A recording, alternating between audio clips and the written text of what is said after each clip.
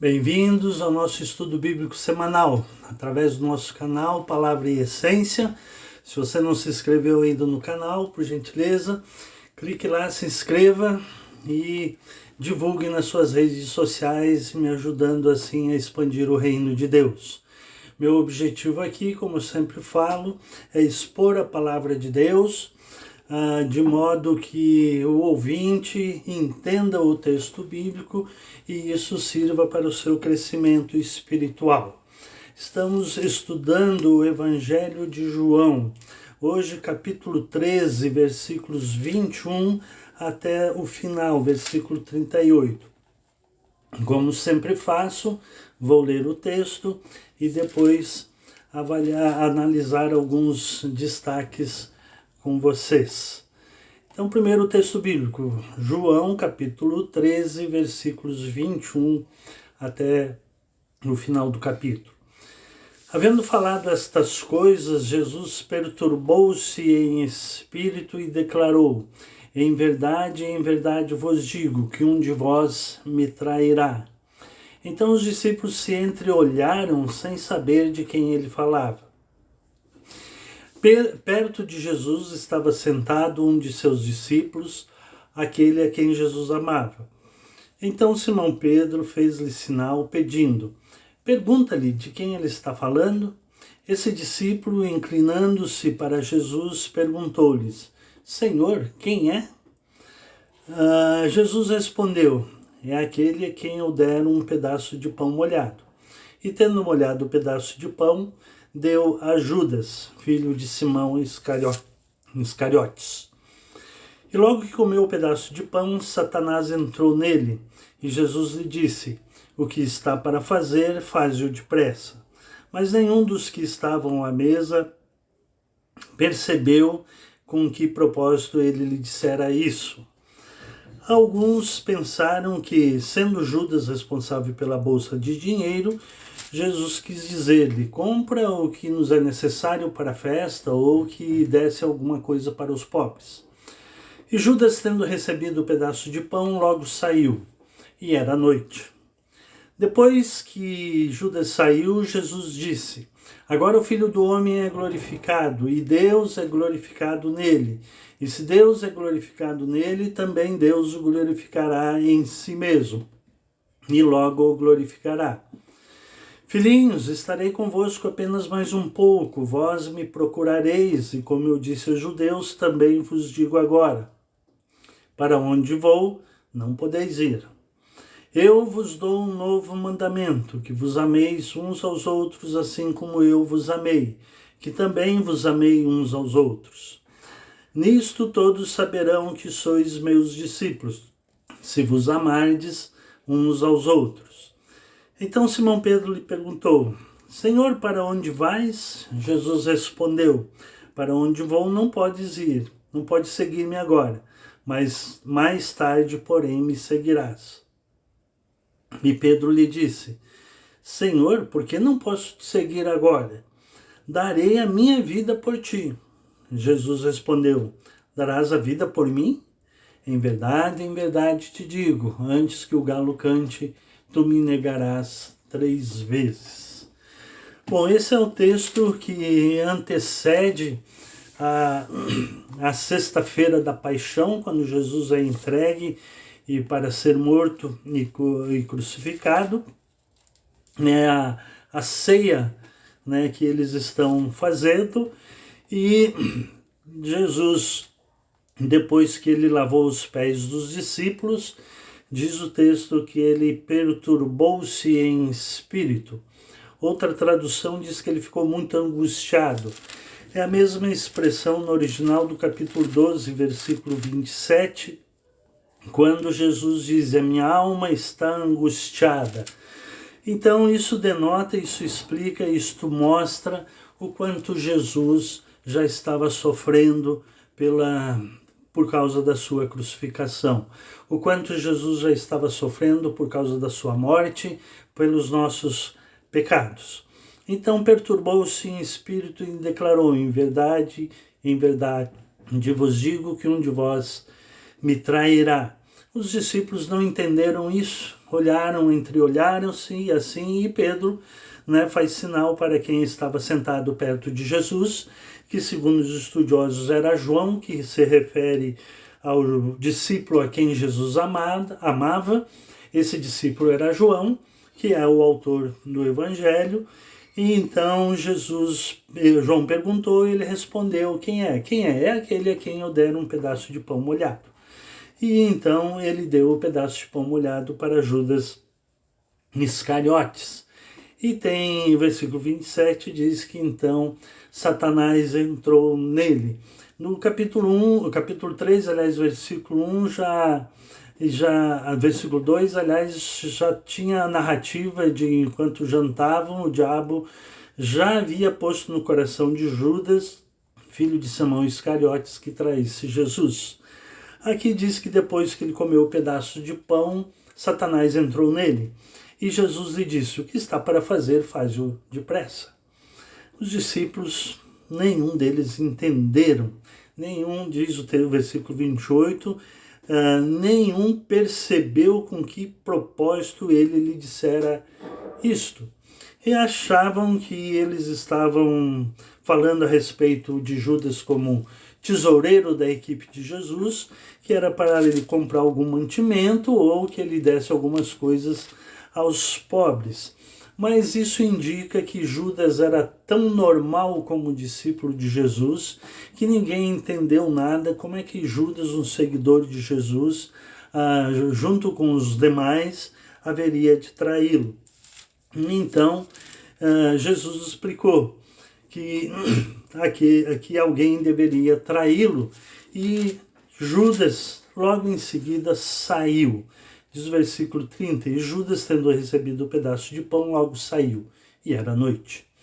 A narrativa de João aqui, dizendo que era noite, provavelmente início da noite, porque a ceia se dava no final da tarde, e então denota um ambiente sinistro, né?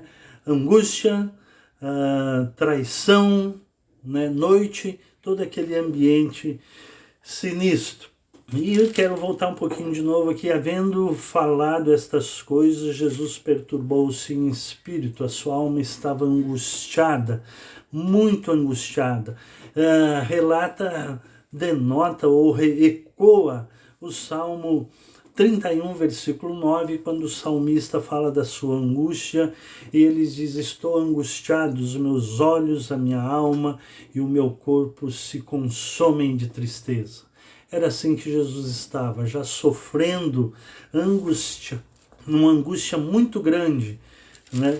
E como narra os outros evangelistas, assim como ele sofreu daí no jardim Getsêmani, mas desde já Jesus estava sofrendo uma angústia profunda por causa da sua crucificação, por causa da traição. Enfim, o lado humano de Jesus, a dimensão humana de Jesus aparece aqui nesta angústia profunda.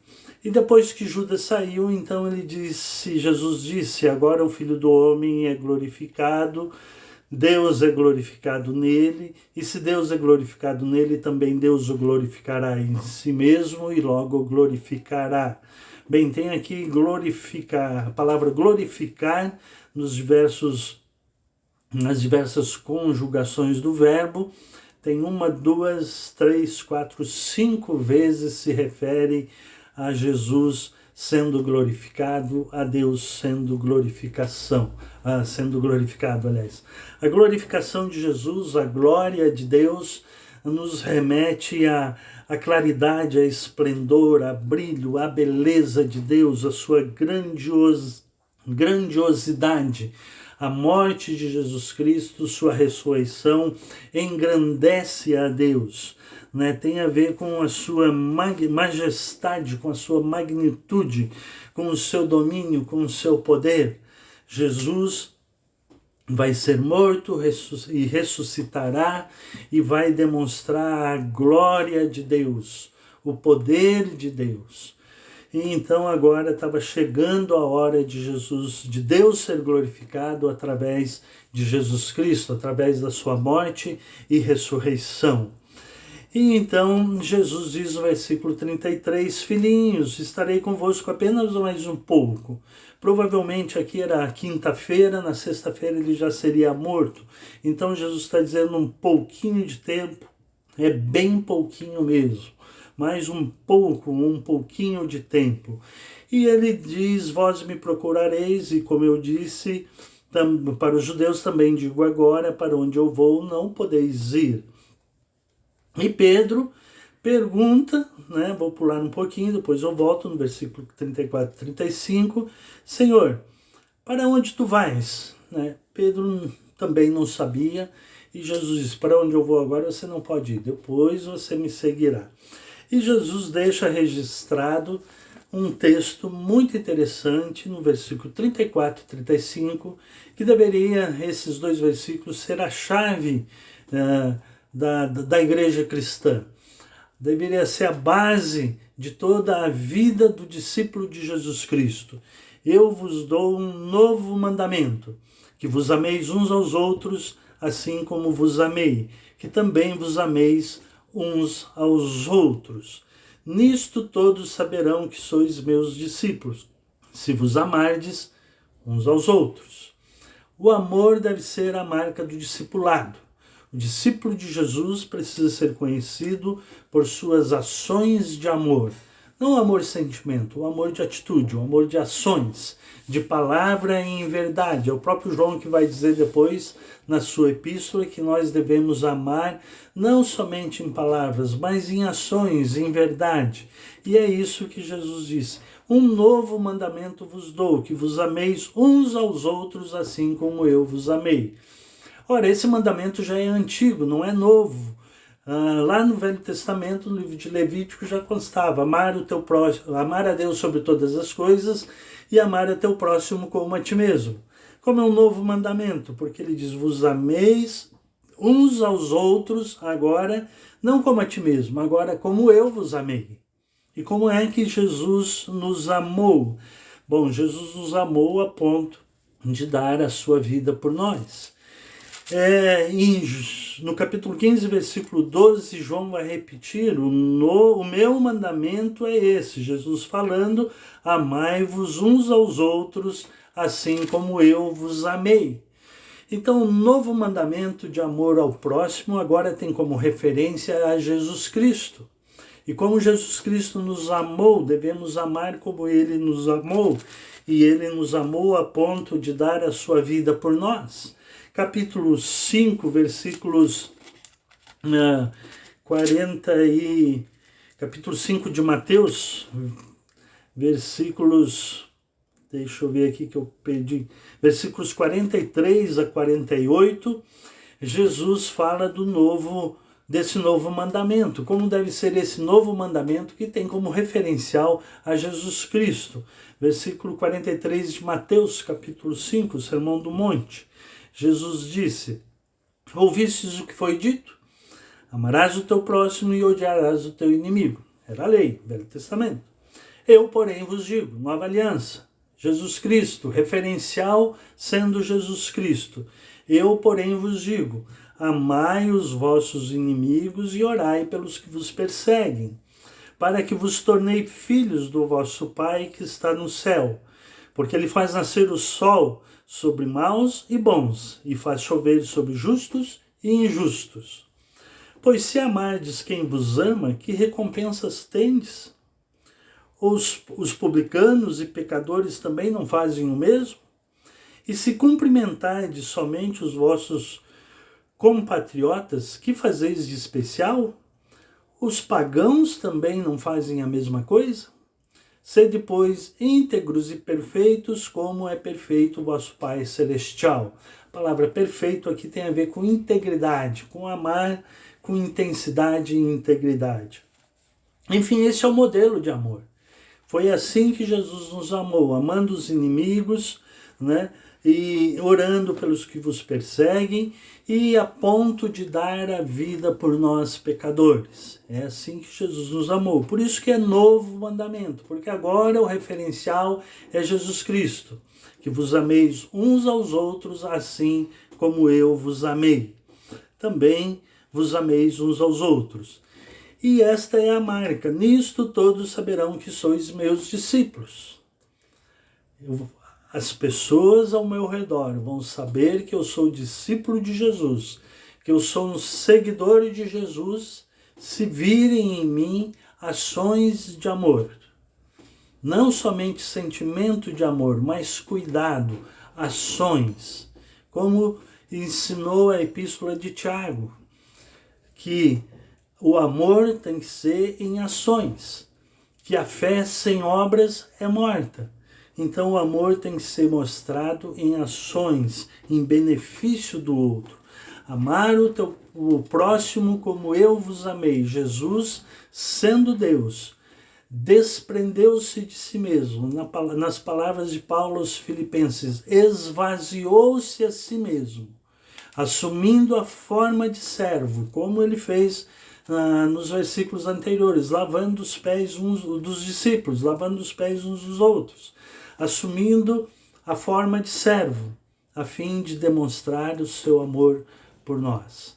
Mas mais do que isso, servo sofredor, servo que está se angustiando, servo que vai para a cruz. Assim deve ser o nosso amor, demonstrando serviço para com o nosso próximo, a ponto de Jesus dar a sua vida por nós.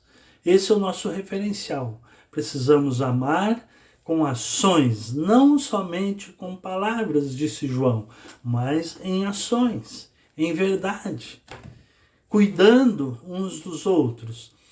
Aliás, a missão da igreja é cuidar uns dos outros, é amar uns aos outros, é amar os que estão perto, os que estão longe, é amar até os inimigos, E então tem aquele diálogo de Pedro que eu já mencionei, que Jesus disse, para onde eu vou, vocês não podes me seguir agora, mais tarde me seguirás. Pedro disse, Senhor, por que não posso seguir-te agora? Darei a minha vida por ti. Pedro não tinha entendido ainda. E Jesus disse, darás a minha vida por mim, Pedro? E aí Jesus avisa Pedro, em verdade vos digo que antes que o galo cante, você vai me trair 3 vezes. E Pedro fez isso, e diz o texto, na narrativa de Lucas, que Pedro chorou amargamente. Mas Pedro disse que daria a vida por Jesus Cristo. Consta na história que Pedro mais tarde foi para Roma e, como discípulo e apóstolo de Jesus Cristo, foi morto, crucificado de cabeça para baixo, dando a vida por Jesus Cristo, assim como Jesus Cristo deu a vida por nós. Então Pedro na hora não tinha entendido, mas mais tarde entendeu. E como Jesus disse, mais tarde me seguirás. E Pedro seguiu a Jesus a ponto de morrer por ele. Foi crucificado de cabeça para baixo em Roma. Esse é o referencial. Esse é o aprendizado dessa narrativa de João. Novo mandamento: amar o meu próximo como Jesus me amou. Esse é o referencial. Então, para eu viver vida cristã e vida abundante que Jesus prometeu, eu preciso aprender a amar. Amar a ponto de me desprender de mim mesmo em benefício do meu próximo. Amar os meus inimigos, aqueles que me ofendem. Amar as pessoas com quem eu estou magoado. Aprender a perdoar para amar. Aliás, o perdão já demonstra um ato de amor. E quando eu perdoo, eu me desprendo das amarras que existem dentro de mim mesmo, me torno uma pessoa livre, perdoada e perdoando. E assim amando como Jesus Cristo nos amou. Esta é a grande lição dessa narrativa de João.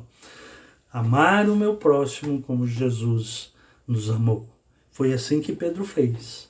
Mais tarde, depois de entender, depois de Jesus morrer e ressuscitar, Pedro entendeu e amou até morrer. Essa é a grande lição. A pergunta para a reflexão é essa: será que eu aprendi a amar como Jesus me amou? Será que eu estou disposto a perdoar como Jesus Cristo me perdoou? Assim como Deus em Cristo me perdoou, eu devo perdoar os meus irmãos, ensinou Paulo na sua teologia. Como Deus em Cristo me perdoou, eu devo perdoar os meus irmãos e assim amá-los a ponto de dar a minha vida por eles. Muito obrigado por me ouvir. Que Deus os abençoe em nome de Jesus.